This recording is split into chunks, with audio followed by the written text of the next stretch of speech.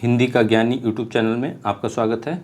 आइए आज पढ़ते हैं हिंदी साहित्य का इतिहास के अंतर्गत आदिकाल का संपूर्ण इतिहास। आदिकाल का नामकरण। आदिकाल को चारण काल कहा है जॉर्ज ग्रियर्सन ने। प्रारंभिक काल कहा है मिश्र बंधुओं ने।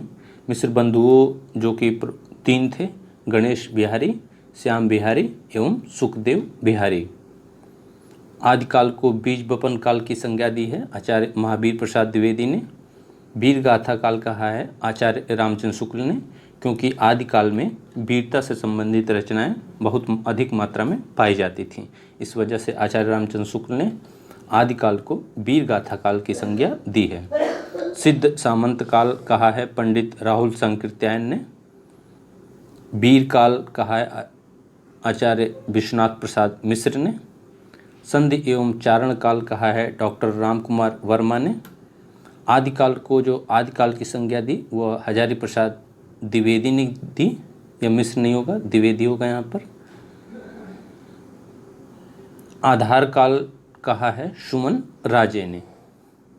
रीतिकाल का नामकरण देखते हैं। रीति काव्य कहा है जॉर्ज ग्रियर्सन ने।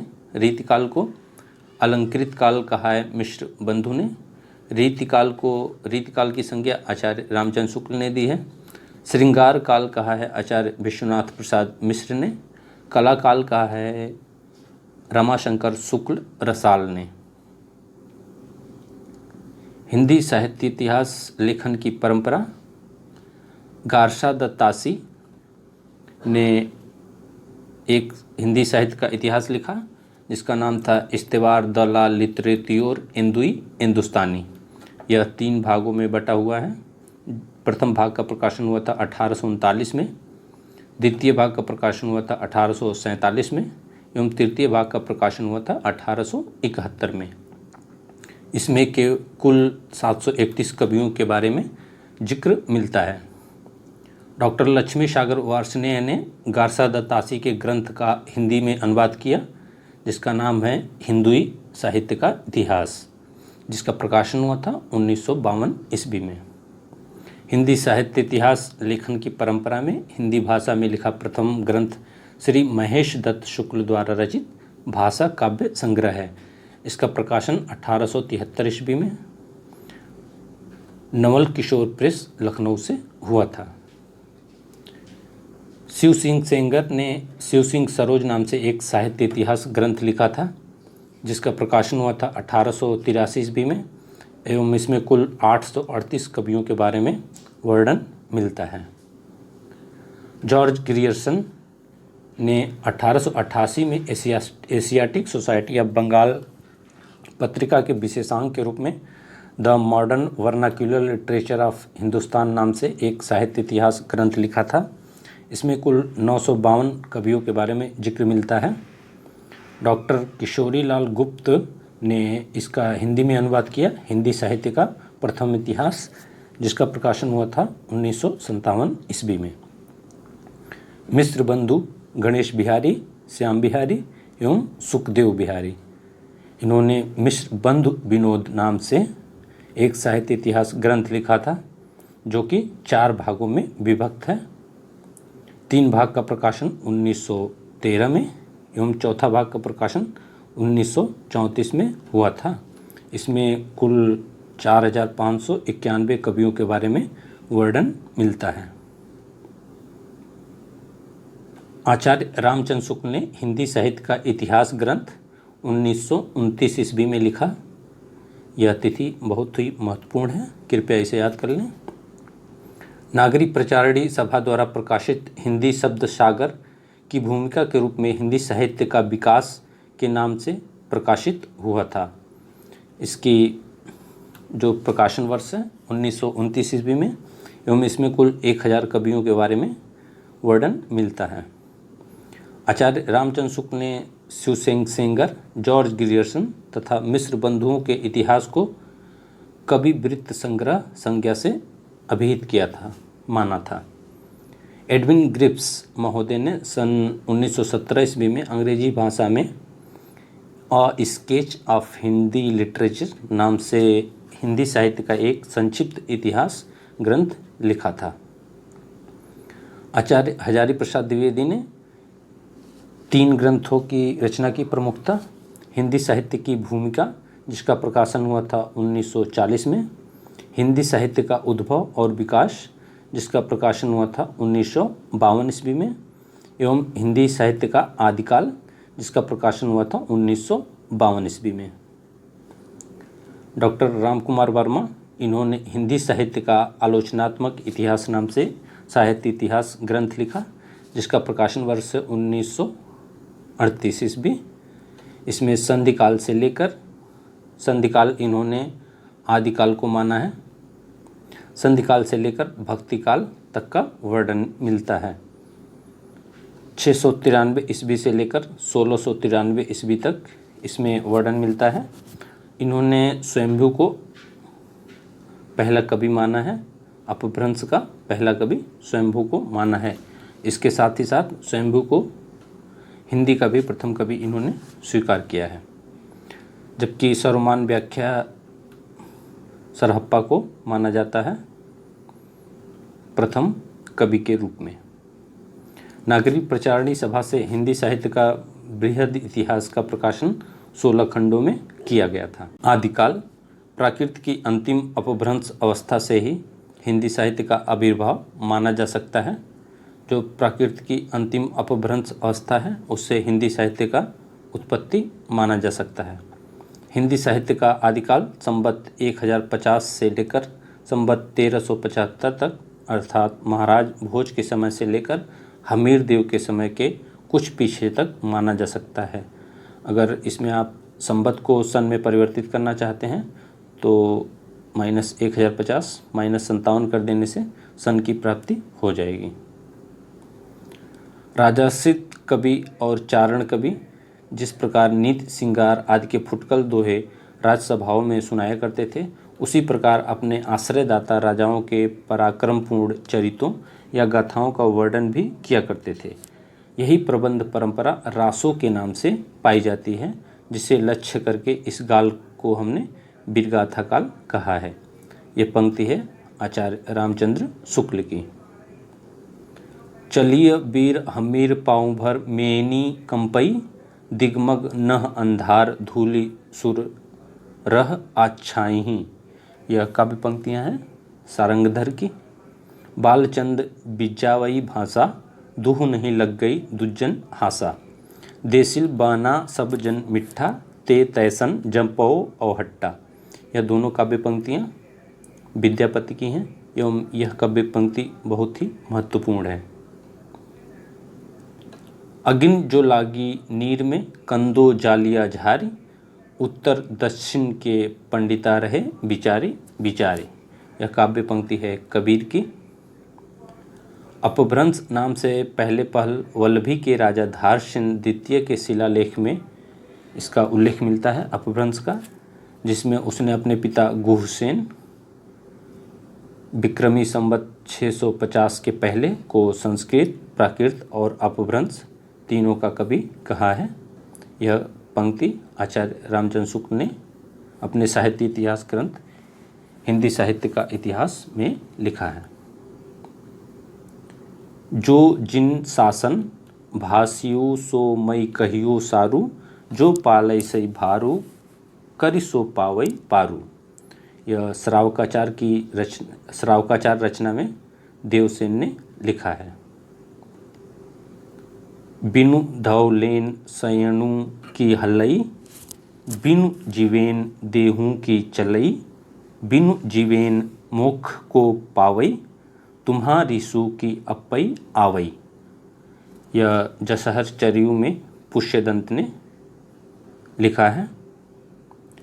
पंडिय साल सत बखानई, देहई रुद्ध बसंत न जानई, अमना गमन न तेन बिखंडई, तोवई निलज्जई भनई हौ पंडिय। यह रचना है सरहप्पा की। सरहप्पा की जो अगली महत्वपूर्ण काव्य पंक्ति है, जीवंतः जो नौ जरई सो अजरामर होई, गुरु उप इनसे बिमलई मय सो पर धन्ना कोई। यह महत्वपूर्ण काव्य पंक्ति है। का तरुअर पंच बिडाल, चंचल चिय पैठो काल, दित करिय महासुह परिमान, लुई भनई गुरु पुनिच्छा जान। यह काव्य पंक्तियां हैं लुईपा की। भाव न होई अभाव न जाई, न को उच्चारण में के रूप में न पढ़ा जाता था, जोड़ा है इसको न पढ़ा जाएगा अपभ्रंश में। तो भाव न होई अभाव न जाई, ऐस संबोहे को पतियाई, लुई भनई बत दुलख बिशान, तीय धाये की लसई अह लागे ना। यह काव्य पंक्ति है लुईपा की। सहजे थिर करी वारुण साध, अजरामर होई दिंत कांध। यह काव्य पंक्ति है विरूपा की। 64 घड़ई देत पसारा, पैठल गराहक नहीं निसारा। यह काव्य पंक्ति है विरूपा की। एक न किंजई मंत्र न तंत्र, निय धरई लई केली कर्ण, जिमि लोई बिलज्जई पानेहि, तिमि तारणे लेई चित्त। का नावड़ी खंति मन करियाल, सदगुरु बनए घर पतवाल, चिर थिर करी गहुरे नाई, अन्न उपाय पारण जाई। यह काव्य पंक्तियां हैं कन्हप्पा की, जो कि परीक्षा की दृष्टि से बहुत महत्वपूर्ण है। हेमचंद्र अपभ्रंश से पूर्व दोहा का प्रयोग नहीं होता था। सिद्ध हेमचंद्र ने शब्दानुशासन नामक एक ग्रंथ लिखा था। संस्कृत, प्राकृत एवं अपभ्रंश इसमें देखने को मिलता है। गुजरात के सोलंकी राजा सिद्धराज जयसिंह संवत 1150 से 1199 और उनके भतीजे कुमारपाल संवत 1199 से 1230 के यहाँ इनका बड़ा मान सम्मान था। छंदानुशासन, देसी नाममाला, कुमारपाल चरित, योग शास्त्र, प्राकृत व्याकरण आदि इन्होंने लिखा था। इनकी जो काव्य पंक्तियां हैं यह इम्पोर्टेंट है। भल्ला हुआ जो मारियां, बहिनी मारा कंतु, लज्जई तू वयम सिंहू, जई भन्ना घरु एऊं, जई सो न आवई दुई, घरु काई अहो मुहु तुझू, वयनु ज खंडई तौ सई ए सो पीऊ होई न मुझू। पिय संगम कौ निहड़ी, पियहो रख परखो क्यों, मई बिन्नवी बिन्नासिया, निंदन एव न त्यों। अगले लेखक हैं सोमप्रभ सूरी। संवत 1241 ईस्वी में इन्होंने कुमारपाल प्रतिबोध नाम से संस्कृत एवं प्राकृत में एक काव्य ग्रंथ की रचना की थी। इनकी महत्वपूर्ण काव्य पंक्ति है रावण जायु जहि दीहि, दह मुँह एक शरीरु, चिंता वियतई यही जवनी, कवनु पियावो खीरु। जैनाचार्य मेरुतुंग ने संवत 1361 में प्रबंध चिंतामणि नामक ग्रंथ लिखा था। इनको प्राकृत का पढ़नी भी कहा जाता है। प्रबंध चिंतामणि में कुछ दोहे मालवा नरेश राजा भोज के चाचा मुंज कहे हुए हैं। इनकी जो मुंज की काव्य पंक्तियां हैं, मुंज भनई मुआल वई, जिब गयूं न झूर, जई शक्कर सय खंड थिय तो इस मीठी चूर, जा मति पच्छई संपजई सा मति पहली हुई, मुंज भनई मुनाल वई, बिघन न बेड़ो कोई। यह मुंज की काव्य पंक्तियां हैं। अगले रचनाकार हैं विद्याधर। कुछ पद प्राकृत पिंगल सूत्र में इनके मिलते हैं। इनकी जो महत्वपूर्ण काव्य पंक्ति है भय भज्य भंगा भंगु कलिंगा तेलंगा, रन मुत्ती चले, मरहट्ठा घिट्ठा लग गई कट्ठा, सुरठा भय पाव पले। यह विद्याधर की काव्य पंक्ति है। अगले जो लेखक हैं शारंगधर। इन्होंने हम्मीर रासो 1357 ईस्वी में लिखा था। सारंगधर पद्धति के नाम से एक सुभाषित संग्रह भी इन्होंने बनाया था। अच्छे कवि और सूत्रकार भी ये थे। आचार्य रामचंद्र शुक्ल ने प्राकृत पैंगलम के कुछ छंद के आधार पर हम्मीर रासो ग्रंथ के अस्तित्व की कल्पना की, जिसका रचनाकार सारंगधर को बताया है। सारंगधर पद्धति संस्कृत भाषा में लिखा एक पद्यकोश है, किंतु बीच बीच में देश भाषा के वाक्य भी इसमें मिलते हैं। हजारी प्रसाद द्विवेदी का कथन है कि हम्मीर शब्द अमीर का विकृत रूप है। हम्मीर से अमीर, अमीर से हम्मीर का विकास हुआ है। हजारी प्रसाद द्विवेदी का कथन है, हम्मीर शब्द अमीर की विकृत रूप है, जो किसी पात्र का न होकर एक विशेषण के रूप में प्रयुक्त हुआ है। श्री मल्लदेव राजा की प्रशंसा में यह श्लोक कहते हैं, नून बादल छाई खेह पसरी निःश्राण शब्दः खर शत्रुपाणी लुटाली तोड़ हनीसो एवं भुड़ंतु डभता झूठे गर्भ भरा मघाली सहसोरे कौ मेरे कहे कंठे पाग निवेश जाह शरणम श्री मल्लदेव विभुम। ढोला मारिया ढिल्ली मह मुच्छी मेछ शरीर सुर जल जज्जल्ला मंतिवर चलिए वीर हम्मीर। यह सारंगधर की काव्य पंक्तियाँ हैं। सारंगधर की अन्य काव्य पंक्तियाँ हैं, पौभर दरमुर धरवी तरणी रह धुल्लीय झंपीय कमठ पिठ टप टर परिये मेरु मंदर सिर कंपीय। देसी भाषा में किसी मुसलमान द्वारा लिखित प्रथम काव्य ग्रंथ है संदेश रासक। इसके लेखक हैं अब्दुल रहमान। कहीं कहीं अदहमान नाम भी इनका सुनने को मिलता है। अपभ्रंश भाषा में दोहा काव्य का आरंभ 6ठी शताब्दी के कवि जोइन्दू से माना जाता है।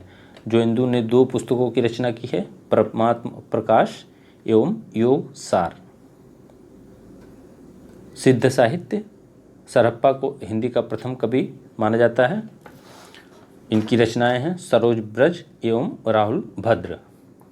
ज्योतिश्वर ठाकुर द्वारा रचित वर्ण रत्नाकर नामक 14वीं शताब्दी के मैथिली ग्रंथ में 84 सिद्धों के नाम दिए गए हैं। राहुल संकीर्त्यायन ने सरहपाद का समय 769 ईस्वी निर्धारित किया है। सरहपाद एवं सरहप्पा एक ही है। विनयतोष भट्टाचार्य ने सरहपाद का समय विक्रमी संवत 690 या 633 ईस्वी निर्धारित किया है। महोपाध्याय हरप्रसाद शास्त्री ने बौद्ध गायन ओ दोहा में संग्रहित पुस्तकों की भाषा को प्राचीन बंगला कहा है। बच्चन सिंह ने लिखा है, आक्रोश की भाषा का पहला प्रयोग सरहप्पा में ही दिखाई देता है। यह महत्वपूर्ण है। सिद्धों की भाषा को संध्या भाषा या संधा भाषा का जो नामकरण किया वह मुनिदत्त एवं अद्य ब्रज नाम से जो कवि थे उन्होंने किया। 84 सिद्धों में लुइपा का स्थान प्रथम तथा सबसे ऊंचा माना जाता है। राहुल संकीर्त्यायन के अनुसार कन्हप्पा पांडित्य और कवित्व में बेजोड़ थे। कन्हप्पा जो थे बिहार के सोमपुरी स्थान पर रहते थे तथा जलंधरपा को अपना गुरु बनाया था इन्होंने, कन्हप्पा ने। डोम्भीपा का जन्म मगध के क्षत्रिय वंश में सन 1840 ईस्वी के आसपास हुआ था। इनके द्वारा 21 ग्रंथ रचित बताए जाते हैं, जिनमें डोम्भी गीतिका, योगचर्या, अक्षरा दिकोपदेश आदि प्रसिद्ध हैं। डोम्भीपा विरूपा के शिष्य थे। जैन साहित्य। जैन साधुओं ने अपने मत के प्रचार प्रसार के लिए हिंदी कविता के माध्यम से पश्चिमी क्षेत्र में अपना प्रचार प्रसार किया। रास काव्य परंपरा में प्राचीनतम ज्ञात ग्रंथ रिपुदारण दास है। डॉक्टर दशरथ ओझा ने इसका समय 1905 ईस्वी निर्धारित किया है। रिपुदारण रास संस्कृत भाषा में लिखा है तथा इसमें अभिनय, नृत्य और गान मतलब गाना, इन तीनों तत्वों का मिश्रण प्राप्त होता है। जिन दत्त सूरी द्वारा रचित उपदेश रसायन रास अपभ्रंश भाषा का सर्वप्रथम रास ग्रंथ है। पंच पांडव रचित रास के लेखक शालिभद्र सूरी द्वितीय को माना जाता है। इसका रचना काल 1350 ईस्वी था। श्री शालिभद्र सूरी को हिंदी का प्रथम कवि माना है डॉक्टर गणपति चंद्र गुप्त ने। इनकी रचना है भरतेश्वर बाहुबली रास, यह महत्वपूर्ण है। भरतेश्वर बाहुबली रास को हिंदी जैन रास परंपरा का आदि काव्य माना जाता है। इसकी रचना हुई थी 1184 ईस्वी में। इसका संपादन किया है मुनिजिन विजय ने। प्रसिद्ध जैन आचार्य देवसेन कृत श्रावकाचार्य को डॉक्टर नगेंद्र ने हिंदी की प्रथम रचना मानी है। देवसेन ने सन 933 ईस्वी में श्रावकाचार्य की रचना की थी। श्रावकाचार्य में 250 दोहों में श्रावक धर्म का प्रतिपादन किया गया है। आचार्य देवसेन के जो ग्रंथ हैं वो हैं नय चक्र, दर्शन सार, भाव संग्रह, आराधना सार, तत्वसार और सावय धम्म दोहा। माइल धवल लेखक ने बृहदरण्य चक्र, दब सहाय पायस एवं अपभ्रंश भाषा में लिखा है। अब प्राकृत भाषा में भी यह रचना उपलब्ध है। दब सहाव पयास। आसुगु नामक कवि ने जालौर में लगभग 1200 ईस्वी के आसपास 35 छंदों का एक लघु खंड काव्य चंदन बाला रास नाम से लिखा था। जिन धर्म सूरी ने स्थूल भद्र रास नाम से 1209 ईस्वी में एक काव्य ग्रंथ लिखा था। इनका नाम जिन धाम भी कहीं कहीं प्राप्त होता है। नाथ साहित्य। गोरखनाथ का नाथ पंथ बौद्धों की ब्रजयान शाखा से निकला हुआ माना जाता है। सिद्धों का वाम मार्गी भोग प्रधान योग साधना की प्रतिक्रिया के रूप में आदिकाल में नाथ पंथियों की हठयोग साधना आरंभ हुई। आगे चलकर यही साधना कबीर में दिखाई पड़ती है।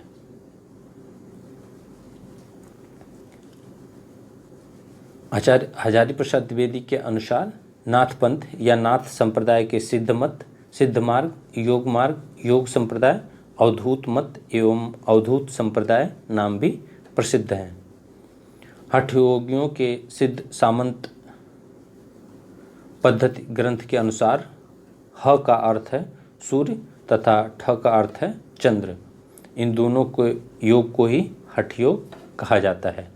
मत्स्येंद्र नाथ चौबे बोधिसत्व अवलोकितेश्वर के नाम से भी प्रसिद्ध हुए थे। गोरखनाथ का समय काल जो माना जाता है राहुल संकीर्तन के अनुसार 1845 ईस्वी, हजारी प्रसाद द्विवेदी के अनुसार 9वीं सदी, रामचंद्र शुक्ल एवं डॉक्टर राम कुमार वर्मा ने 13वीं सदी का समय काल निर्धारित किया है। पीताम्बर दत्त बर्थवाल ने 11वीं सदी का समय काल निर्धारित किया है। आचार्य हजारी प्रसाद द्विवेदी ने लिखा है, शंकराचार्य के बाद इतना प्रभावशाली और इतना महिमान्वित भारतवर्ष में दूसरा नहीं हुआ। भारतवर्ष के कोने कोने में इनके अनुयायी आज भी पाए जाते हैं, जिनमें उत्तर प्रदेश के मुख्यमंत्री श्री योगी आदित्यनाथ भी नाथ संप्रदाय से ही निकले हुए हैं एवं उन्हीं के परंपरा के हैं। भक्ति आंदोलन के पूर्व सबसे प्रभावशाली धार्मिक आंदोलन गोरखनाथ का भक्ति मार्ग ही था। गोरखनाथ अपने युग के सबसे बड़े नेता थे। यह कथन है आचार्य हजारी प्रसाद द्विवेदी का। नागार्जुन, गोरखनाथ, चरपट तथा जलंधर का नाम नाथ और सिद्ध दोनों में गिना जाता है। सिद्धों की संख्या थी कुल 84 एवं नाथों की संख्या कुल 9 मानी गई है।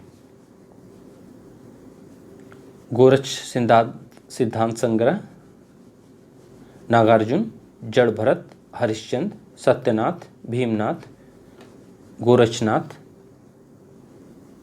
चरपट, जलंधर एवं मल्ल्यार्जुन। जबकि डॉक्टर राम कुमार वर्मन के अनुसार जो हिंदी साहित्य के 9 नाथ हैं उनका नाम आदिनाथ, मत्स्येंद्रनाथ, गोरखनाथ, गहिनीनाथ, चरपटनाथ जिनका एक नाम चरकानंद भी है, चौरंगीनाथ जिनका एक नाम पूरन भगत भी है, ज्वालेंद्रनाथ, भृतनाथ एवं गोपीचंद नाथ। नाथों में रसायनी नागार्जुन को माना जाता है। नाथ पंथ के जोगियों को कन फटा भी कहा जाता है, क्योंकि यह कान में बड़े बड़े कुंडल पहनते थे जिसके वजह से इनके कान फट जाते थे, तो इनको कनफटा भी कहा जाता था। गोरखनाथ ने अपनी रचनाओं में गुरु महिमा मंडन, इंद्रिय निग्रह, प्राण साधना, वैराग्य, मन साधना, कुंडलिनी जागरण, शून्य समाधि आदि का वर्णन किया है। इनकी जो प्रमुख रचनाएं हैं गोरखनाथ की, अंजन माही निरंजन भेड़िया,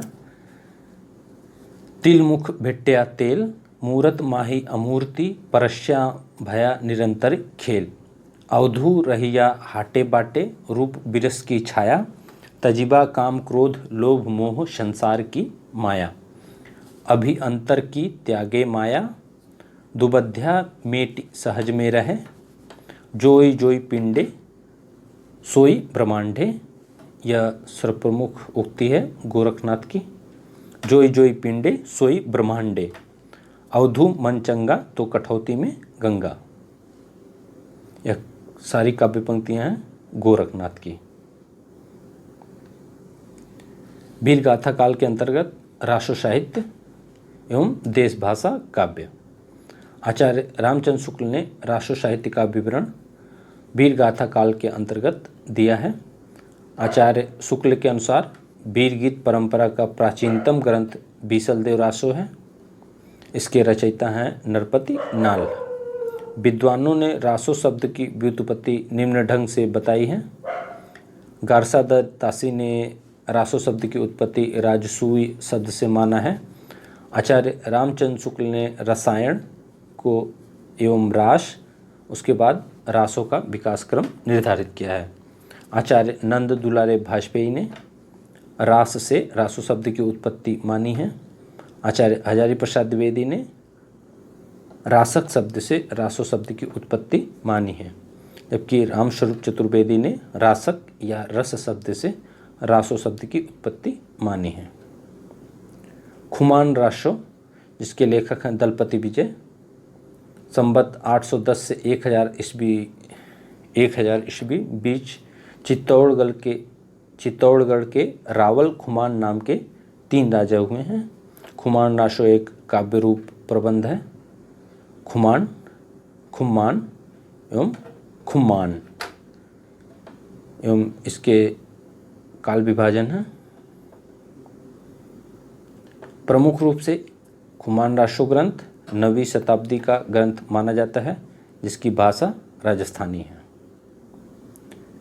शिव सिंह सरोज के कथनानुसार एक अज्ञात नामाभात ने खुमान रासो नाम एक काव्य ग्रंथ लिखा था, खुमान रासो नाम से, जिसमें श्री रामचंद्र से लेकर खुमान तक के युद्धों का वर्णन मिलता है।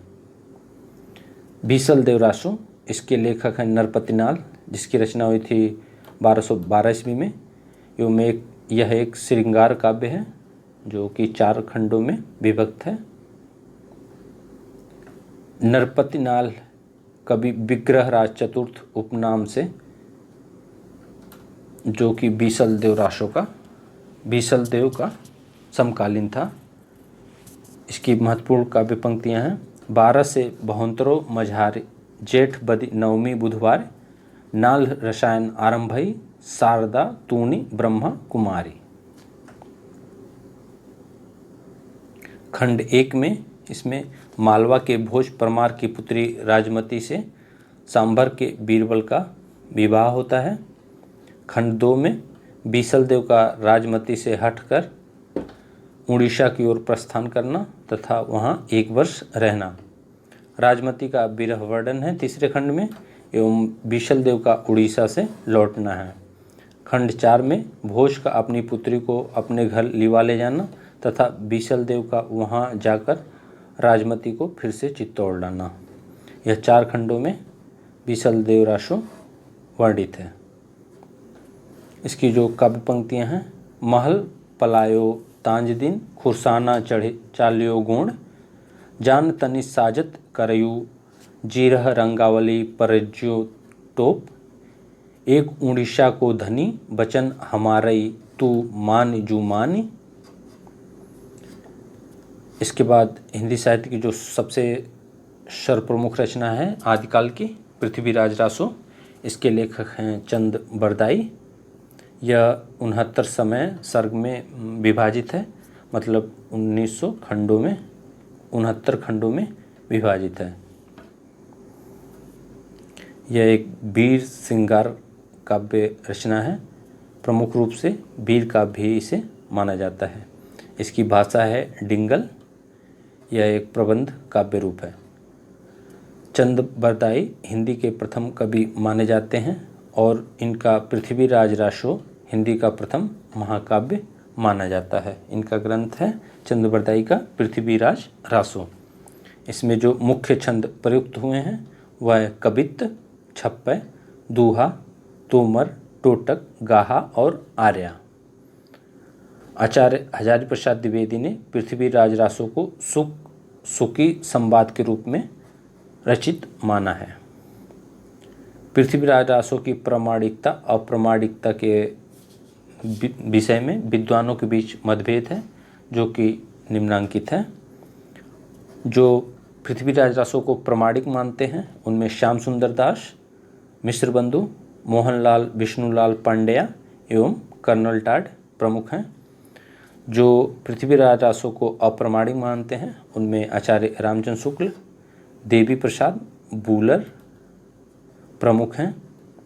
जो पृथ्वीराज रासो को अर्ध प्रामाणिक मानते हैं उनमें आचार्य हजारी प्रसाद द्विवेदी, डॉक्टर सुनीति कुमार चटर्जी एवं डॉक्टर दशरथ ओझा प्रमुख हैं।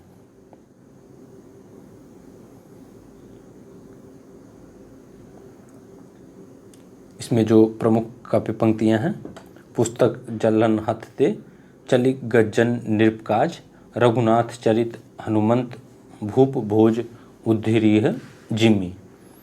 पृथ्वीराज सुजस कवि, चंद कृत चंद नंद उद्धारिय तीमी।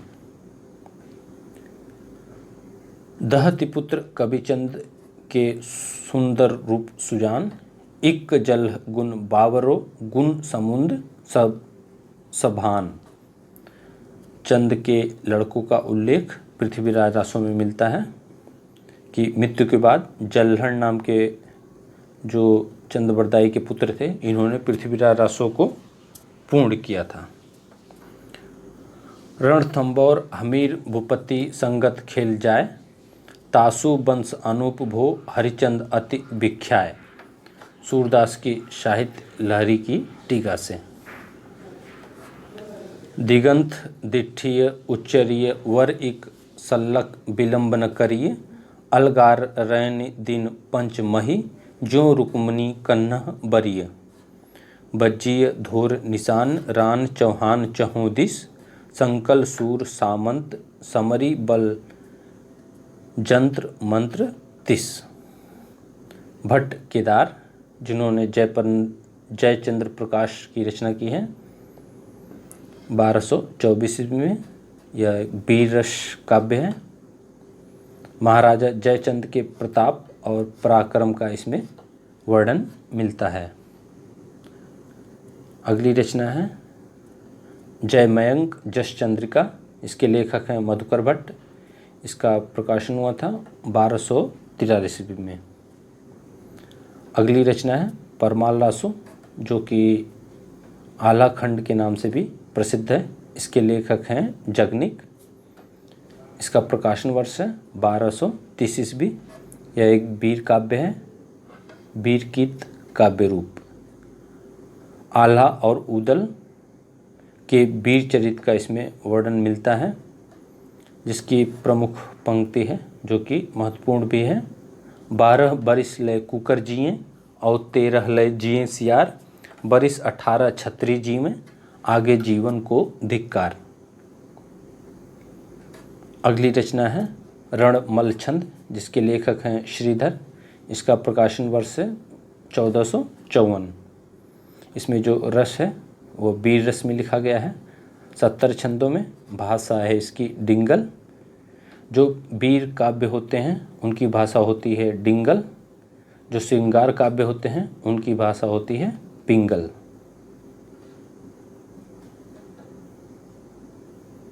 इसकी रणमल छंद की जो काव्य पंक्ति है यह परीक्षा की दृष्टि से महत्वपूर्ण नहीं है, तो इसे आप छोड़ भी सकते हैं।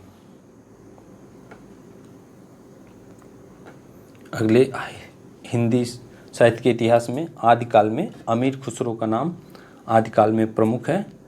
इनका जन्म वर्ष है 1253 ईस्वी से लेकर 1325 ईस्वी में इनकी मृत्यु हुई थी। अमीर खुसरो का वास्तविक नाम अबुल हसन था। अमीर खुसरो खड़ी बोली के आदि कवि कहे जाते थे। इन्होंने दिल्ली के सिंहासन पर 11 राजाओं का आरोहण देखा था। आरोहण मतलब होता है कोई राजा गद्दी पर बैठा एवं उतरा।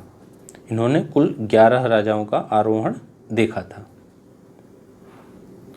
विद्वानों ने अमीर खुसरो द्वारा रचित ग्रंथों की संख्या लगभग 100 बताई है, जिनमें महत्वपूर्ण है खालिक बारी, पहेलियाँ, मुकरियाँ, 2 सुखने एवं गजलें।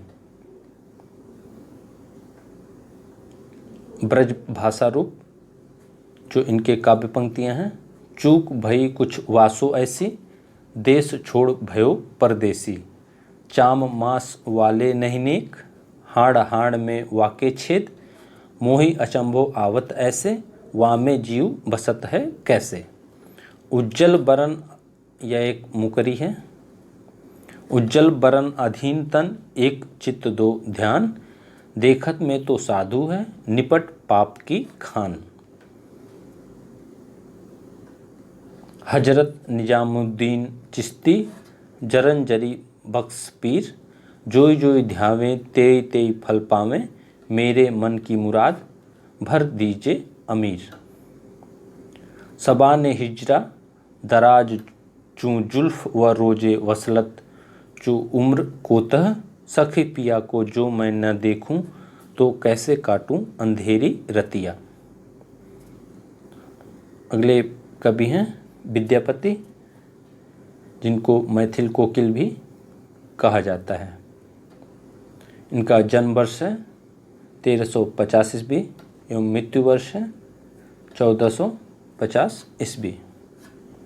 इनके जो संस्कृत में ग्रंथ हैं शैव सर्वस्व सार, गंगा वाक्यावली, दुर्गा भक्त तरंगिणी, भू परिक्रमा, दान वाक्यावली, पुरुष परीक्षा, यह महत्वपूर्ण है परीक्षा की दृष्टि से, विज्ञान सार, लिखनावली, गया पंतलक वन कृत्य। जो इनके अवहट्ट में रचनाएं हैं कीर्तिलता एवं कीर्ति पताका। मैथिली में जो इनकी रचनाएं हैं वह हैं पदावली एवं यह एक श्रृंगार काव्य है। एवं गोरक्ष विजय, यह एक नाटक है जो कि गद्य एवं पद्य में लिखा गया है। इनको कई लोग विद्यापति को श्रृंगारी कवि मानते हैं, कई लोग भक्ति कवि मानते हैं एवं कई लोग रहस्यवादी कवि मानते हैं। श्रृंगारी कवि मानने वालों में हरप्रसाद शास्त्री, रामचंद्र शुक्ल, सुभद्रा झा, राम कुमार वर्मा एवं राम बुरिच बेनीपुरी प्रमुख हैं। भक्त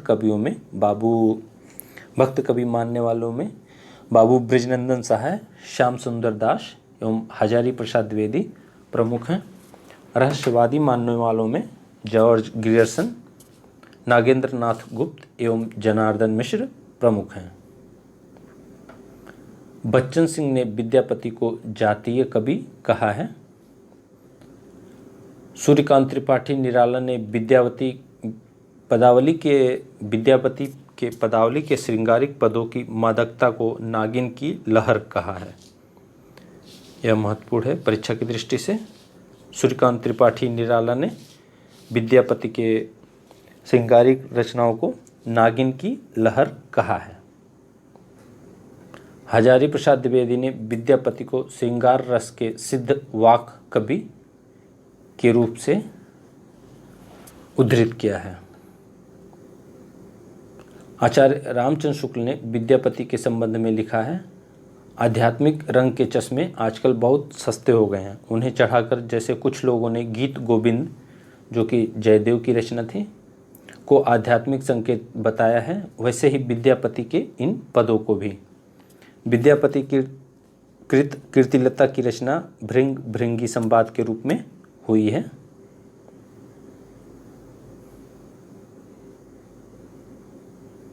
कुछ काव्य पंक्तियाँ जो कि विद्यापति द्वारा रचित हैं, इन्हें आप देख सकते हैं।